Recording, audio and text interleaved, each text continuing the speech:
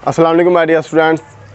Previous lecture में हमने पढ़ा था आयोनाइजेशन एनर्जी क्या होती है और इसकी ज़रूरत क्यों पेश आई। आयोनाइजेशन एनर्जी हम क्यों इस्तेमाल करते हैं और इसका हमने यूनिट पढ़े थे और इसकी हमने क्या देखी थी examples in case of sodium and in case of magnesium. आज हम जो पढ़ने जा रहे हैं वो है आयोनाइजेशन एनर्जी का trend in periods and groups में।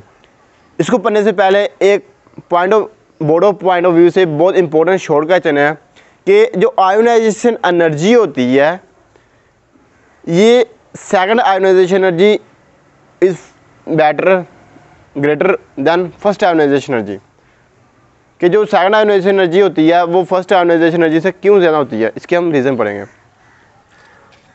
इधर मैं आपके क्वेश्चन लिख देता हूँ कि why second ionization energy is greater than first ionization energy। First ionization energy, ये क्वेश्चन बहुत इंपॉर्टेंट है, शॉर्ट क्वेश्चन है। ये आपने इसको ध्यान समझना है कि जो सेकंड आयोनाइजेशन एनर्जी होती है वो फर्स्ट आयोनाइजेशन एनर्जी से क्यों ज़्यादा होती है। ये सपोज हमारे पास एक क्या है एटम है, उसका न्यूक्लियस है, ये आपका पहला शेल है, ये इसका दूसरा शेल है, ये तीसरा शेल है। शेल जितने ज़्यादा होते जाएंगे आयोनाइजेशन एनर्जी उतनी कम होती जाएगी। क्या होती जाएगी? कम होती जाएगी, ये आपने याद रखना है। तो इसका जो पहला शेल है, क्या पहला शेल में कितने इलेक्ट्रॉन? 2, दूसरे में 8, 3, 4, 5, 6, 7, 8। अब इसका जो वैलेंस शेल है, वैलेंस शेल क्या होता है? जो न्यूक्लियस से सबसे दूर होता है, यानी इसका जो आखिरी शेल होता है वो होता है वैलेंस शेल। अब इसमें क्या है? एक इलेक्ट्रॉन है, सॉरी एक इलेक्ट्रॉन है। अब इन केस ऑफ हमने सोडियम देखा था कि हमने इसको तो रिमूव कर दिया था, हमने इसको हीट दी, ये किस फॉर्म में हो गया? आयोनाइज हो गया। आयोनाइज हो गया किस में? सॉलिड से माया, माया से गैस फॉर्म में चेंज हो गया। तो हमने इसको क्या किया था? हमने इसको आयोनाइज करके निकाल दिया था। लेकिन जब हमने इसको निकाल दिया था ये Na से Na पॉजिटिव बन गया था। अब ये अलग मैटर है, हमने क्या करना है कि सेकंड आयोनाइजेशन एनर्जी क्यों ज़्यादा होती है। अब ये शेल क्या हो जाएगा? ख़त्म हो जाएगा। आप नीचे वाले आ जाए, नीचे वाले देखें तो इसमें ज़्यादा शेल हैं, सॉरी इलेक्ट्रॉन्स। अब क्या होगा कि इसको निकालने के लिए हमें एनर्जी ज़्यादा ज़रूरत होगी as compare to first valence shell. क्यों ज़्यादा होगी? क्योंकि जब हम ऊपर से नीचे मूव करते हैं फ्रॉम अपर टू लोअर, तो जैसे जैसे हम न्यूक्लियस के करीब जाते हैं तो इलेक्ट्रॉन्स की न्यूक्लियस के साथ क्या होती है? अट्रैक्शन, फोर्स ऑफ अट्रैक्शन बहुत ज़्यादा होती है। फोर्स ऑफ अट्रैक्शन बहुत ज़्यादा होती है, जिसकी वजह से हम क्या करेंगे? इलेक्ट्रॉन को निकालने के लिए ज़्यादा एनर्जी दरकार होगी। तो हम ये कहते हैं कि why ionization energy is greater than first ionization energy. तो यही वजह है कि पहले शेल में से हमने इलेक्ट्रॉन निकाल लिए, लेकिन जब हम दूसरे में से निकालते हैं उसको निकालने के लिए ज़्यादा एनर्जी की ज़रूरत होती है, क्योंकि वो न्यूक्लियस के ज़्यादा करीब होते हैं। तो ये थी रीज़न इसकी, ये आपने क्वेश्चन लिखना है। Because the second shell is nearest to the nucleus we have required more energy to remove the electron, that's why second ionization energy is greater than first ionization energy. अगर हम periodic table में देखें, periodic table क्या होते हैं? ये first है आपका ग्रुप्स 7, 3, 4, इस तरह ये यहाँ पे 18, 18। ग्रुप नंबर 18 से बिलोंग करती हैं नोबल गैसेस। क्या नोबल गैसेस बिलोंग करती हैं? इनके octet and duplet rule complete होते हैं। ये अपना ना इलेक्ट्रॉन किसी को देती है ना किसी से लेती हैं। तो these are the very stable in nature. इसके अलावा हैलोजेंस भी होते हैं, नो मेटल, नॉन मेटल, एस्ट्रा। तो अगर हम बात करें पीरियोडिक टेबल की इन पीरियड्स, उफ़क़ी कतारें जो होती हैं पीरियड्स होती हैं, और मुद्दी कालम क्या होती हैं? ग्रुप्स, ऊपर से नीचे, लेफ़्ट टू राइट। अगर हम मूव करें from left to right, left to right क्या होता है? एटम का साइज जो होता है वो क्या हो रहा होता है, छोटा हो रहा होता है। अगर हम मूव करें from left to right, atom का साइज कम हो रहा होता है, जिसकी वजह से आयोनाइजेशन एनर्जी ज़्यादा होगी। क्यों? क्योंकि जब हम इलेक्ट्रॉन निकालेंगे तो निकालने के लिए बहुत ज़्यादा एनर्जी ज़रूरत होगी, क्योंकि वो न्यूक्लियस के उतने ही ज़्यादा करीब है। जितना साइज कम होगा एटम का, उतनी उसके फोर्स ऑफ अट्रैक्शन न्यूक्लियस से ज़्यादा होगी।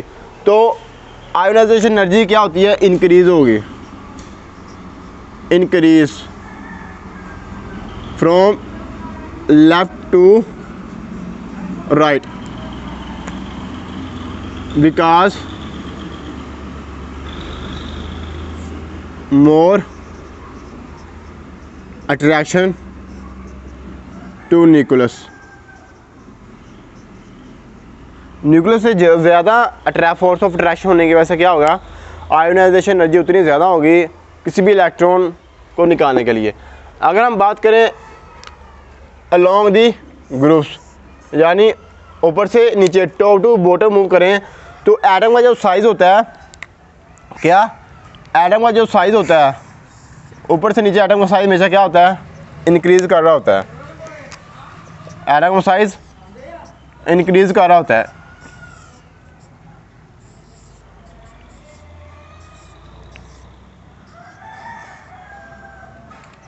इंक्रीज़ क्यों करता है एटम का साइज़? जब हम ऊपर से नीचे मूव करते हैं तो नंबर ऑफ़ शेल्स बढ़ते हैं। नंबर ऑफ़ शेल्स बनने से क्या होगा, नंबर ऑफ़ शेल्स के बनने से क्या होगा, इनका जो साइज़ है वो ज़्यादा होगा। साइज़ ज़्यादा होने से वजह क्या होगा, आयोनाइजेशन एनर्जी में कमी आ जाएगी। नंबर ऑफ़ शेल्स बढ़ते जाएंगे, आयोनाइजेशन एनर्जी कम होती जाएगी, क्योंकि ऊपर से नीचे बढ़ेंगे। शेल होने की वजह से क्या होगा, इनका जो फासला है न्यूक्लियस से ज़्यादा होता जाएगा। जितना न्यूक्लियस से फासला ज़्यादा होता जाएगा, आयोनाइजेशन एनर्जी की मकदार उतनी ही कम होती जाएगी। तो यही वजह है कि न्यूक्लियस से डिस्टेंस ज़्यादा होने की वजह से जो ग्रुप्स में आयोनाइजेशन एनर्जी कम होती है, और पीरियड में क्या होती है, ज़्यादा होती है। क्योंकि जब हम मूव करें left to right, size of an atom is reducing, then ionization energy is increasing. 4 factors ऐसे हैं, 4 फैक्टर्स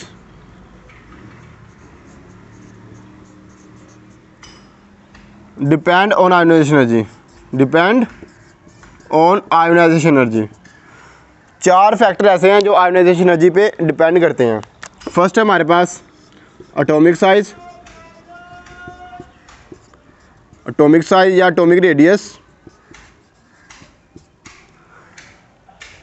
जब ये इफेक्ट करेंगे तो आयोनाइजेशन एनर्जी पे क्या होगा, इफेक्ट होगा, कोई असर होगा, या तो वो एनर्जी कम होगी या फिर ज़्यादा होगी। फर्स्ट है एटॉमिक साइज या एटॉमिक रेडियस। सेकंड हमारे पास शील्डिंग इफेक्ट, शील्डिंग इफेक्ट या फिर स्क्रीनिंग इफेक्ट। जो थर्ड है nuclear charge, nuclear charge. Fourth है हमारे पास nature of orbital, nature of orbital. अब इसके रीज़न पढ़ते हैं। एटॉमिक साइज, एटॉमिक साइज जितना ज़्यादा होता जाएगा, आयोनाइजेशन एनर्जी उतनी ही क्या होती जाएगी, कम होती जाएगी। यानी इनका क्या रिलेशन है, डायरेक्ट रिलेशन है। आयोनाइजेशन एनर्जी की तादाद बढ़ी और एटॉमिक साइज क्या होगा, ज़्यादा हो जाएगा। सॉरी, हाँ, आयोनाइजेशन एनर्जी, आप सपोज एक ये एटम है, एक ये एटम है, आपने खुद बताना है कि इनकी और इनकी आपस में आयोनाइजेशन एनर्जी में क्या आ जाएगा, फ़र्क आ जाएगा। क्यों?